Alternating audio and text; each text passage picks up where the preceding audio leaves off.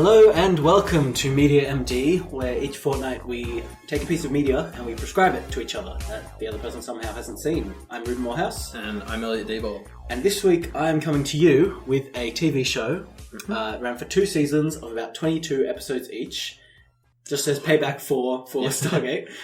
Is this half-hour episodes or hour long? They're half hour. Okay. Well, we should name what the show is. Sure. This show is called Young Justice. That's one of those animated DC ones, right? You know what? Yeah, let's dive in right there. This show is animated. It's kind of on the line between kids show and family show / whatever show. Okay. I'd compare it to like Avatar: Legend of Korra, where it's like sort of kind of a kids show, but definitely deals with darker topics. Okay, and more adult topics. Yeah, enough that like people our age can still enjoy. It's not just for kids. Because you aren't the first person to recommend this to me. Another friend who's a big Batman fan, he suggested I start here if I was going to watch animated shows. A child or an adult? No, he's older than us. He's older than us, so that's good. Okay, good. Yeah, so I'm some age. What am I? 22, something like that. And I saw the show. I binged it pretty recently, maybe like 3 or 4 months ago. Okay. Definitely enjoyed it, and it definitely deals with a lot of pretty serious topics. Okay. So let's talk about it. It is a DC animated show, but it's not. So I'm sure you're familiar with the DC animated universe, which kind of existed a little while ago. I mean, I sort of know of it. I don't really know anything about it. I've never been a big DC, or for that matter, Marvel person. I've my comic book experience is generally limited to the big budget movies. So your recent Marvel cinematic universe, and maybe some Spider-Mans, Christopher Nolan, Batman. Fair enough. And did you see Man of Steel, Batman vs Superman? Yeah, I actually thought those were okay. We will have to talk about that another day. But for now, Young Justice. So you've probably there are very famous animated shows. There's Justice League show, which later turned into Justice League Unlimited, I think, and there was Batman the Animated Series, which is a big one. And these were kind of the cornerstone of the old DC animated universe, and that kind of died out. Actually, I should butt in. I think I used to when I was back in high school, I would swim at 5 a.m, so I had to wake up at 4:30. And so I would watch, I think it was part of the Justice League. I'd get to watch about 10 minutes of those episodes. At 4:30 in the morning? So what market were they playing to? Yeah, I have no idea. Very I remember enjoying those a fair bit. Children. That was the only time I had normally experienced the Martian one. Martian Manhunter. Yes, that's him. Okay. I thought he was cool. Well, he's in this show. It's kind of... So I'm not 100% sure on this, but from what I understand, that DC continuity kind of died off, and then this was their attempt to soft reboot it. Okay.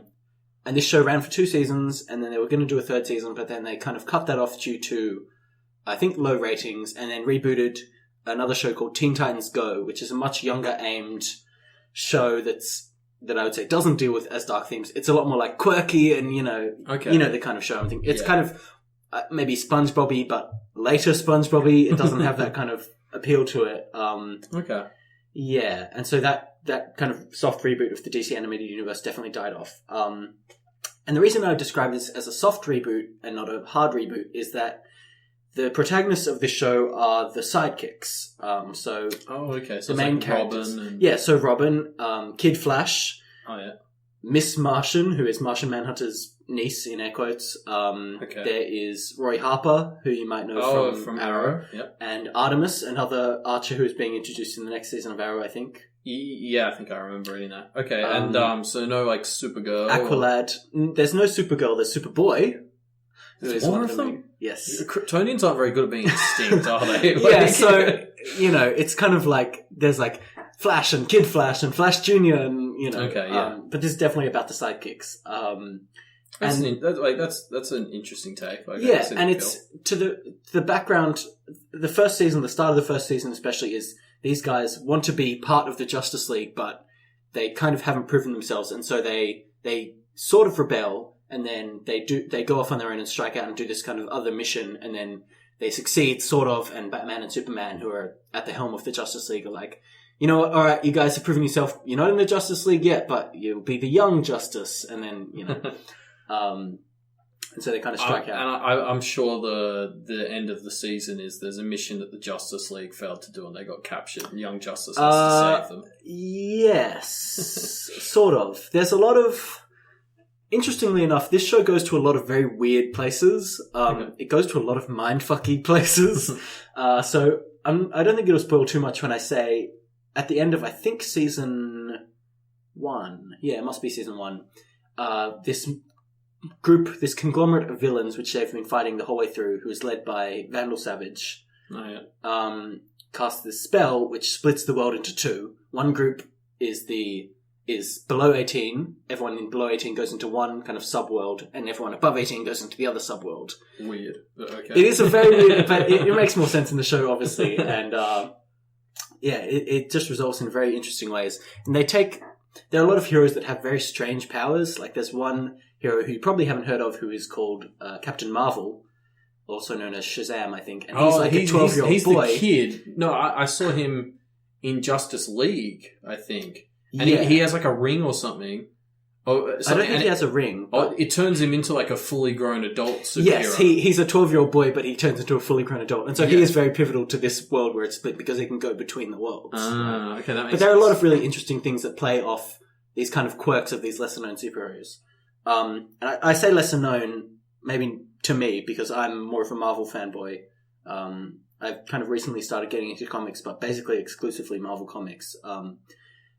And this show, definitely, it's a kind of show where each episode they'll have this kind of B or C list villain or hero or whatever, and you'll definitely just start, after the episode's over, you're like, wow, that character was really cool, and you start Googling them. And I would warn you, though, to not Google things while you're watching this show, because there are a lot of plot twists that come through that will get spoiled for you if you Google too much. Yeah, that's good to know. So watch this episode without Google. This show without Google. Yeah, so what should we talk about? So there are characters that you will know. Audience members may not know. We both watch all the CW verse DC shows. I don't know why I still watch all of them, but I do. There are some that you probably shouldn't be watching. So that's Flash, Arrow, Supergirl, and Legends of Tomorrow. How could I forget the craziest one? So there are characters that you'll recognize. So like Green Arrow and Black Canary, obviously. There's the actual Justice League that's kind of in the background. Flash is in there, obviously, but Kid Flash, who is coming up in the next season of Arrow, Flash. Yeah. Roy Harper, who is in Arrow. Artemis, who is about to be in Arrow.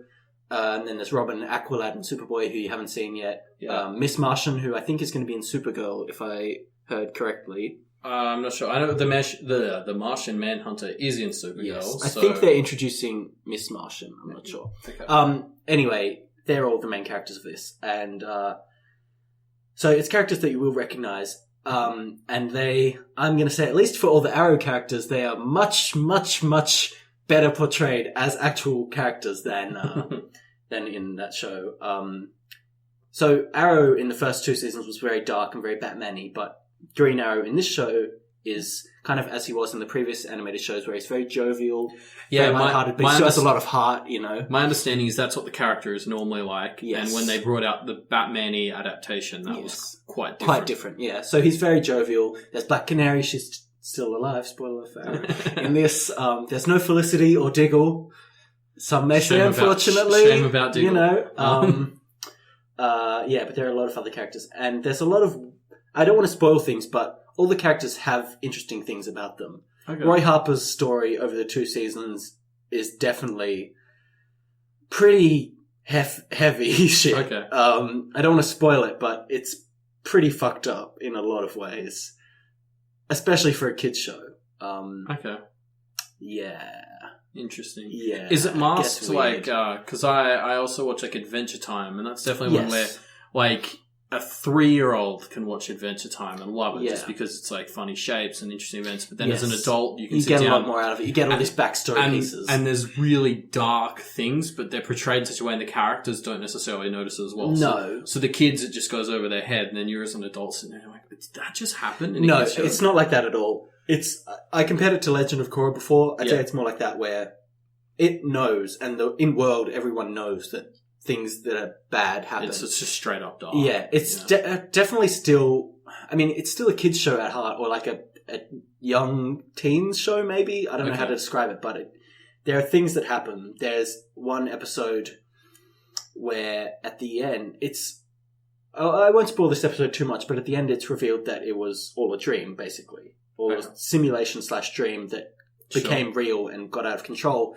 And in a worse show, that would just be the episode and they would move on. But in this show, there are serious psychological consequences because a lot of characters die in that episode and it really traumatizes one or two of the characters in particular. Okay. Yeah. And it kind of affects their character arc in a very interesting way. Yes. So one more thing I want to talk about is it has 2 seasons, and each season is very much its own story. Well, I would say the first season is kind of the story of the group forming and how the group happens, and then there's kind of an overarching story that comes in towards the end. Whereas the second season is just one story from start to end. It's all about this thing. And there's a significant time jump between the first and second season as well. Okay. So it's kind of anthology-esque in that way. Yeah, I mean, I think I've seen a few shows do that, and they're normally animated ones, the ones where it's like they cover their bases in case they don't get another season, because I think it's a bit more chaotic in the animated world. It's less likely for sure. You can get less likely you can get renewed. Yeah, but it's definitely a very interesting show, and the stories definitely play out in very interesting and sometimes fucked up ways, which is very appealing to me. Yeah. Well, check it out. Yeah, I think that's all I have to say about it. Report back to me in 2 weeks if you can finish a lot of maybe 40 or 50 half an hour episodes in 2 weeks. Get back to me and see how you go. See what I can do. Awesome.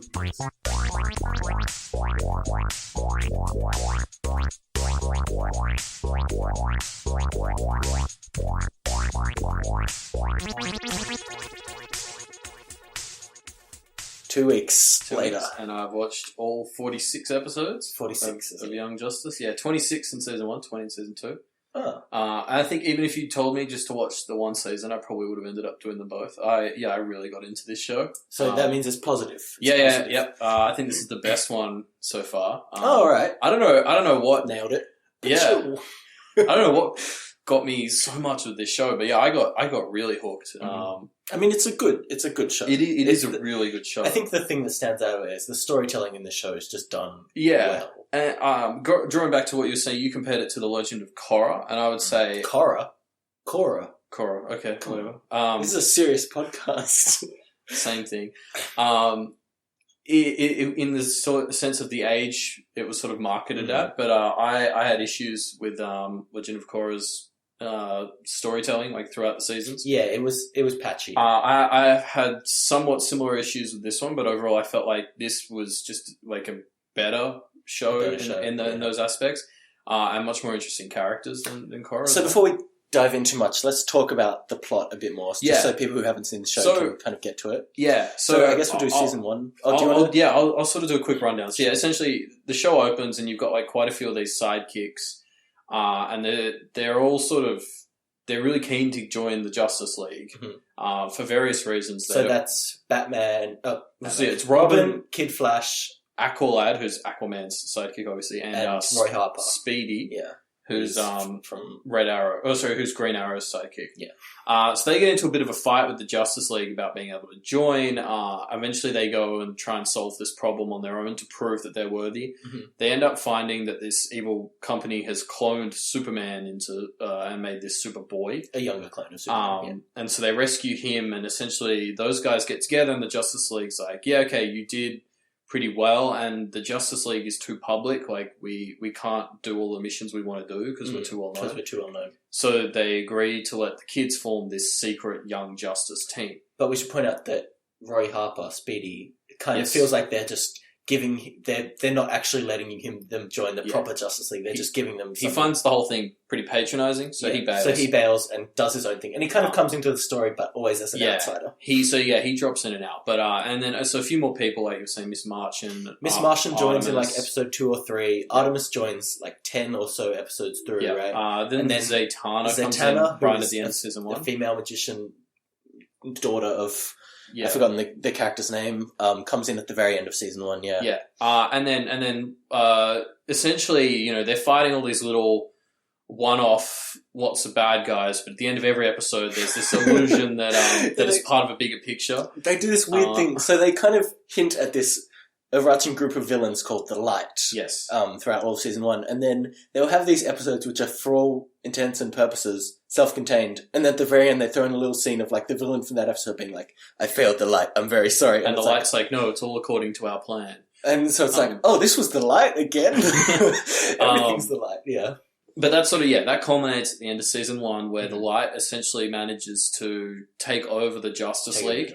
And it's up to Young Justice to stand up and they brainwash, they use these like bug things. Got these like nano chips that they put on your neck and it takes over your body. Yeah, and so one of the plot points of that is 6 of these Justice League superheroes go off and do something that isn't revealed what they do. No. And then come back later. And but so that plays into season 2. So that leads into season 2. So this is probably my biggest issue with the show is then there's the time skip between season 1 and season 2. Yes, which is 5 years. Yes, right? It's a 5-year skip, and I'm not a fan of time skips in general, but this one really felt like just a cheap way to suddenly add in a bunch of new characters who I didn't feel were necessary and actually took away from like. They ended up with this situation where they had so many characters that nobody got much time except for Blue Beetle. Yeah, so one of the new characters is Blue Beetle, who is a DC Comics superhero, and he's very pivotal to the plot of that season. So it's called Season 2 Invasion, and essentially the Light used the members of Justice League who were missing for 16 hours. They went and basically slaughtered a bunch of innocent aliens on an unrelated planet. And so that not only took those members of the Justice League out of the picture, because they had to go and like stand intergalactic trial. Mm-hmm. And that's that's Superman, Batman, Wonder Woman. Martian Manhunter, like all the really powerful ones, all the OP ones.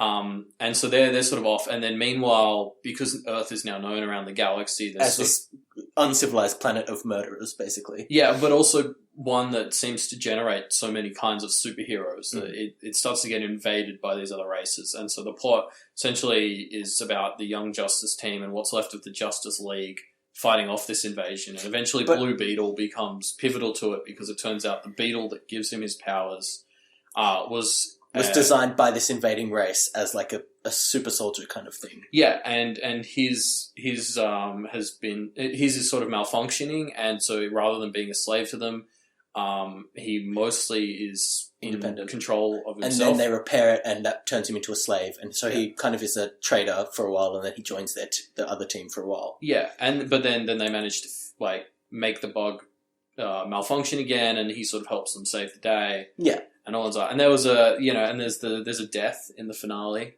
Yes, Kid Flash dies. Spoilers, yeah, Kid Flash dies. And that was probably the most I've been affected by a show, probably since Avatar: The Last Airbender. Yeah. That was the most emotional I've been with a character. I was like, no, that can't happen. Yeah, because he is a main character. Yeah, and the whole thing was he didn't really want to be involved. Like Artemis, who he's now married to. He goes off and marries one of the other group members and starts a family. And she's pregnant, right? No, she just ends up dragging him back into the hero thing, and he sort of begrudgingly comes, and then ends up sacrificing himself to save the world. Yeah.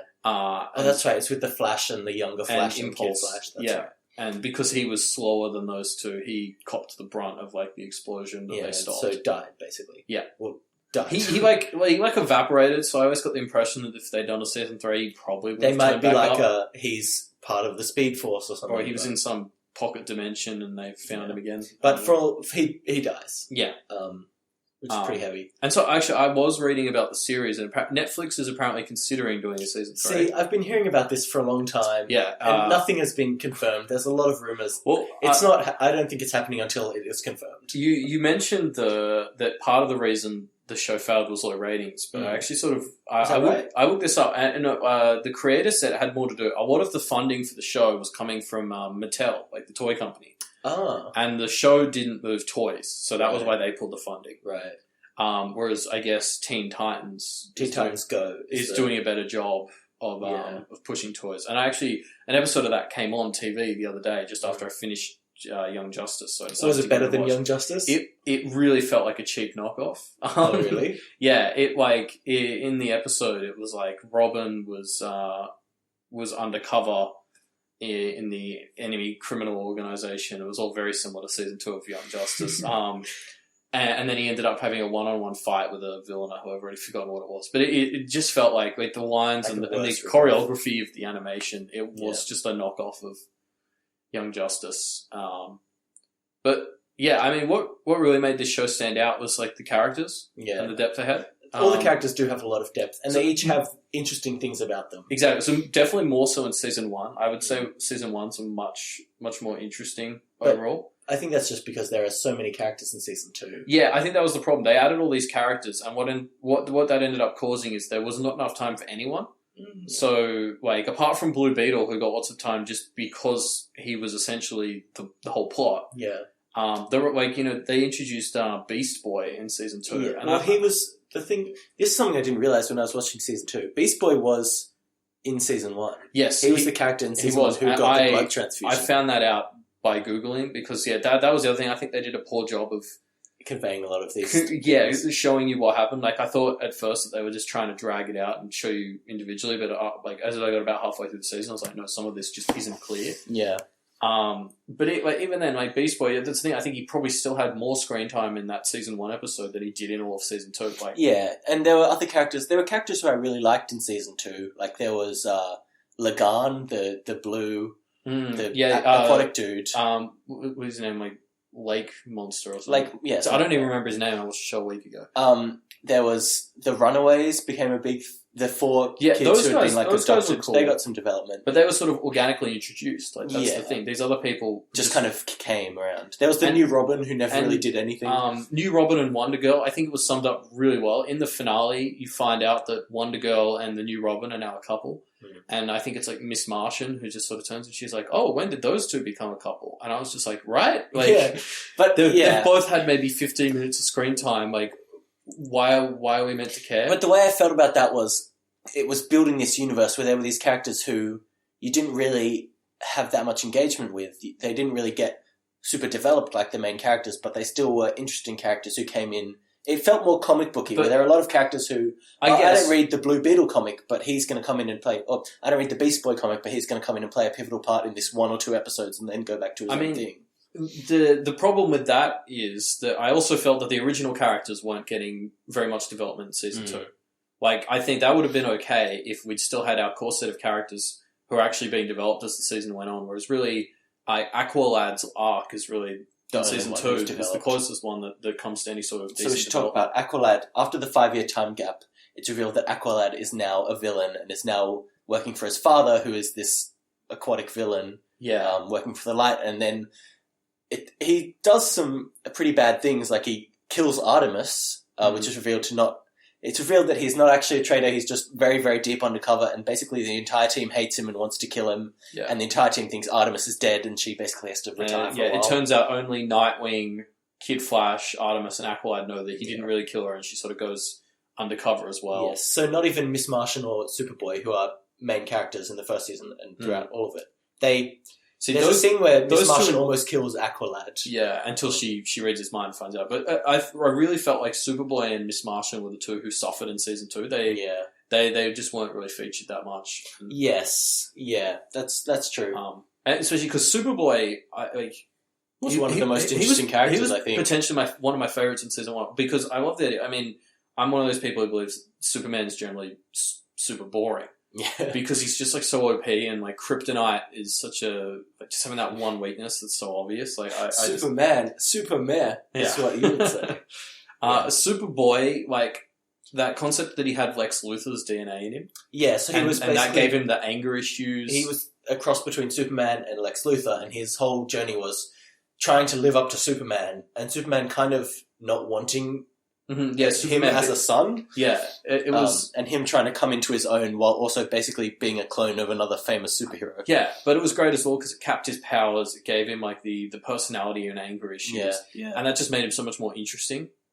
And then there was that whole arc where Lex was sort of giving him the DNA shield, the shield, which would turn him more into Superman, basically. And that was great as well. And then like Miss Martian was another character who really carried season 1, like especially that reveal that she was actually a white Martian, which is basically the on Mars there are the green Martians like Martian Manhunter, and then they're all racist against the white Martians who are like these disgusting aliens. And so one thing I was never really clear on whether the Martian Manhunter knew that she was a white Martian. He did. Okay, yeah. He basically kept her secret. Yeah. Okay, but no, that was Yes. Yeah, I mean, that was a great reveal. And especially because, like, she had that stupid catchphrase from most of season 1. Hello, Megan. She kind of takes on this Americanized persona called Megan Mars, because her Martian name is like Megan Mars. She has a crush on Superboy, and she convinces him to make his name Connor. And then it's revealed that this whole show she's based her life on. So her life is based on this sitcom called Hello, Megan. And her character, Megan Mars, who has a crush on this boy, Connor Kent, I think it is. Yeah.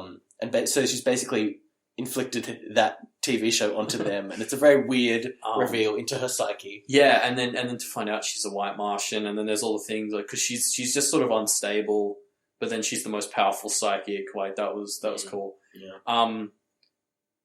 Circling around to Artemis and like the mystery around her, like it was, I sort of very quickly figured out some of the members of her family. But, yeah, well, they kind of hint at them a lot. Yeah, like so you find out Cheshire is her sister. There's this recurring villain Cheshire who's kind of like a ninja who basically comes up against them a lot, and they really play off each other, Artemis and Cheshire. Yeah, and you quickly realise that they're related, and then you find out Cheshire's her sister. Then you sort of meet her mum, and later you find out that she's Huntress. Yes, who was in Arrow. Yeah. And then wait, Huntress was in Arrow? Yeah, she was very different in Arrow. She was that crazy villain in season 1 of Arrow who was like in love with. Oh yes, yeah. I remember that now. God, but so coming back, and then there's the big reveal that Artemis's father is Sportsmaster, and coming to sports. Can we just say Sportsmaster is the stupidest character ever? Which is bringing me to my point, which is when you create these universes with all these heroes from different origins. You really just get like a mishmash of quality of characters. So Sportsmaster's power is that he's good at using sports equipment. Yeah, so like hit people with hockey sticks and like throw discuses at people. Yeah, and it's played very seriously. And he's a very serious villain, like who defeats them a lot. And, but it's just like it's so hard to watch this show where he is an actual villain and you like because they call him Sportsmaster, and then he'll like hit you with a hockey stick and like. So weird. But I think this is something where the animated aspect comes over way more than something like Arrow or the live action ones. When you have these fights between like Superboy and like just like Cheshire, like who's just a ninja, basically. She has no powers. It's sort of much easier to get away with that sort of stuff in animated, especially when you bring in all the archers like Artemis and Green Arrow and Red Arrow and Speedy and Arsenal, and that's a whole. Well, some of those were the same person. Having all the trick arrows, like they have all those arrows that spill out with foam and stuff, and like it's kind of acceptable in the animation, whereas it would just look ridiculous. Yeah, in Arrow, for example, there's Cupid, the character, who is basically as goofy a character, I would say, as like Sportsmaster, but because Sportsmaster is animated and Cupid is live action, she just doesn't work. So despite that sort of difference in quality, not only of the characters' like origins, but also their powers, it's much easier to get away with in animated. Like Sportsmaster, they just through how much he always won and sort of how powerful they made him, even though he had no superpowers, like it made you sort of take him seriously, despite the fact that every time that they said his name, you're like, oh, come on, guys. Yeah, and I feel like in a worse written show, that wouldn't have worked. No, exactly. One more thing I want to touch on is, we've talked about basically every character has their own secret, apart from, I guess, Robin and Kid Flash. Yeah, well, so Robin sort of, they tried to do it a bit. There's that episode where they go back to the circus he was a part of. Yes, but that didn't feel like, this is my dark secret. That just felt like, this is part of my backstory. No, yeah, that's true. And then Kid Flash kind of has a similar thing, or his story basically a lot revolves around how he's not as good as the Flash, and how he is basically just a comic sidekick a lot, and he feels shitty about it. But that's not got into that heavily, I would say. No, I think he's more just the sort of the heart of the team. Yeah. And then we should talk about Roy Harper. Because I think he has one of the most interesting stories across the 2 seasons. It's probably, for me, it's either him or Miss Martian, but Roy's is definitely done better in season 2. Yeah. So basically at the end of season 1, he finds out, so Speedy, who's now Red Arrow, Yes. finds out that he's actually he's a clone. He's a clone of the original Roy Harper, who was kidnapped and replaced 4 years ago. Very early on. Because one of the main threads in season 1 is there's a mole in the team and we have to find out who it is. And it turns out it's Roy Harper because he is a clone and they can trigger him to deliver information on the team. Yeah. And so then in season 2, he ends up marrying Cheshire, which that whole thing was a bit contrived, I thought, but it was okay. Yeah. And he eventually finds the original Roy Harper and releases him. And then I think that's pretty much the last we see of him. Yeah, because after that, the original Roy Harper is missing an arm and feels very, like he was replaced. His life has been stolen by this other person, basically. Cheshire and the clone Roy Harper basically disappear after that. They go off and have a baby. Yeah, just chill. Exactly. And then they become kind of friends with Artemis again because Cheshire and Artemis are now sisters and bros. It's a very weird family Artemis has there. But the original Roy Harper gets like a cool fighting arm from Lex and becomes Arsenal. And that was sort of an interesting arc because he was somebody, they let him on the team because everyone sort of felt like they knew him and they felt bad for him. And then, he was just such a shit team member. Yeah, he was just so bad. They just kind of had to kick him off. Nightwing has to kick him off, and that's what pushes the Runaways away from him. So it's all very... And there's one of the things I found really interesting was, coming from Arrow, Green Arrow and Black Canary play into the series you can tell their characters are very interesting and deep, even though they don't get that much screen time, which felt so refreshing to me. That's true. But yeah, again, I'm thinking... Back to Miss Martian. She was my favourite. She was your favourite. Especially going into season 2, they went down that whole path of how dark the use of her psychic powers could be. Yeah. So that was why she sort of ended because it's a mystery for a long time why her and Superboy had broken up. And eventually you find out that it's because Superboy was so uncomfortable with all the evil shit she was doing with her psychic powers. So at the start, they kind of introduce it in a joking way that she's from Mars and she doesn't really know that you can't just look into people's minds and take information. And then they kind of bring that back a lot in season 2. And so, that was quite a good arc. That was that she was probably one of the only original characters that had a good arc in season 2. So, but that stuff started to get, pretty hectic. Yes, so we've been talking about the different plot threads, because there are so many plot threads in this show that come in and it's a side effect of having so many characters. And we haven't even discussed all of them, but I guess we should take a step back and talk about the show as a whole. Yeah, so for one thing, I think, the Avatar, The Last Airbender and Legend of Korra, I'd say Legend of Korra. I wanted to rant about the choreography of the fight. So I think those two series stand really high up in terms of just how amazing it is to watch the fight scenes in those shows. Yes. This would be the second best series I think I've seen. The fights were actually really cool to watch. Yeah. And they integrated really well the whole team and the varying natures of their powers. So having Superboy doing stuff at the same time while, Robin's running around throwing boomerangs. Robin's always running around in the background and doing sneaky stuff while Superboy's just jumping around and punching people. Yeah, and they were quite compelling. So I thought that was really cool. Yeah. So, what did you think on the whole? What would you give it? So I reckon I'd give this series a 9. Maybe, that's pretty high. I think that might be the highest we've had so far. Maybe 8.5 to 9. I don't know. It depends how much I focus on that time skip. You really didn't like that time skip? I really didn't like the time skip. I felt like they had a story for season 2 and they needed a way to get to a point where that could happen. I don't know, you can fit something in the middle. I've seen it go the other way. I read the Song of Ice and Fire books by George R.R. Martin. They were originally meant to have a time skip and then he wussed out of that. Now the series the show became so popular that he had to write the books in between.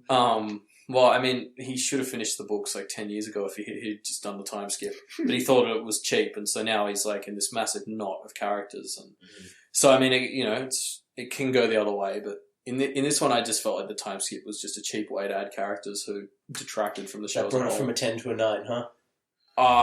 Or a 9 to an 8.5. 9 to an 8.5. Alright, 8.5. Alright, fair enough.